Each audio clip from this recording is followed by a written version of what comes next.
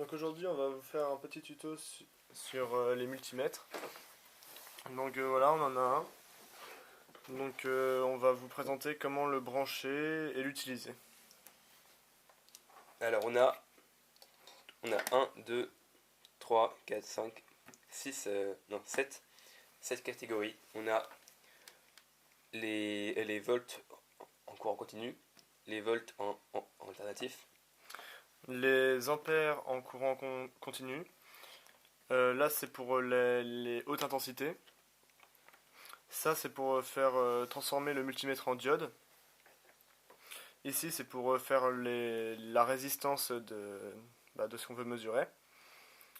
Et puis voilà. Ensuite on va vous montrer comment le brancher. Donc la sortie COM ici, c'est toujours le moins, donc on branche toujours la sortie. Donc voilà, la sortie moins. Et ensuite ça dépend de ce qu'on veut mesurer. Si on veut mesurer les ampères, on le met ici, en premier. Les ampères en haute intensité pour le blanc, on le met dans le premier trou. Donc voilà, si je veux mesurer des ampères, je le mets là.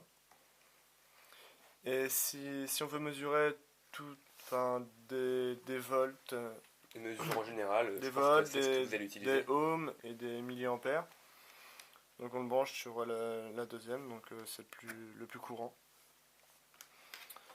Après tout dépend du multimètre qu'on utilise, ça peut être un peu différemment, mais il y a toujours marqué à côté, comme c'est toujours la sortie, ça change jamais.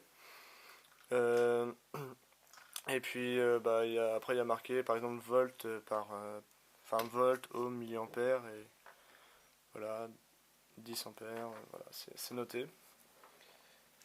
Donc ensuite, comment l'utiliser? Il suffit de choisir ce qu'on veut. Par exemple, là, je veux des volts sur un courant alternatif, donc par exemple sur une prise.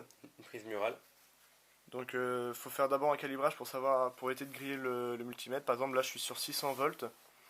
Donc on fait d'abord ça. Si le résultat est sous 200 volts, on peut descendre encore à 200 volts. C'est l'échelle en gros. Et ça permet d'avoir une mesure beaucoup plus précise. Et c'est pareil pour tous. Donc là, ampères en courant continu, il faut toujours mettre 200 milliampères et puis redescendre vers le 200 microampères. Bon, pour 10 ampères, il n'y en a qu'un seul, donc c'est pas trop grave, c'est le seul qu'on peut mettre. Mais faut éviter de mettre plus de 10 ampères. Donc pareil pour les volts, faut graduer, faut faire l'échelle, la bonne échelle. Alors après pour les ohms, c'est un peu différent. En fait, les ohms c'est pour la résistance, donc il ne faut pas qu'il y ait d'autres courants qui viennent dedans, sinon ça peut le griller. Donc par exemple, là c'est 1, ça veut dire qu'il y a trop de résistance entre les deux bornes, c'est l'air. Mais si par exemple je les touche, voilà, on a la résistance du fil qui s'affiche. Bon là, elle est trop faible, donc on passe à 200.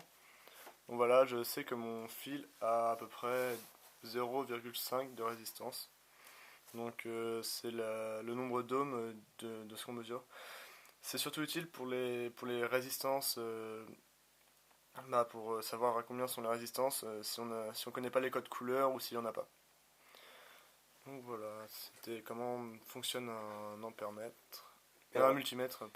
On va aussi faire un petit exemple sur les volts. Donc j'ai ma pile, c'est 1,5 volts. On s'en encore en continu.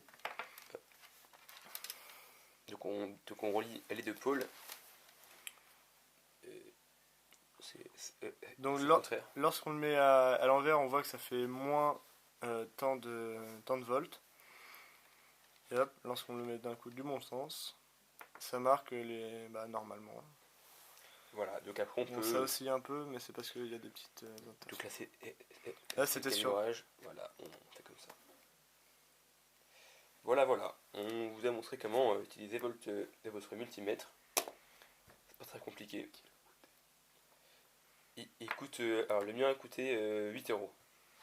Donc vraiment c'est pas très très cher, c'est vraiment un bon investissement à faire. Moi je vous conseille ça si vous faites l'électronique ou autre. Voilà, au revoir.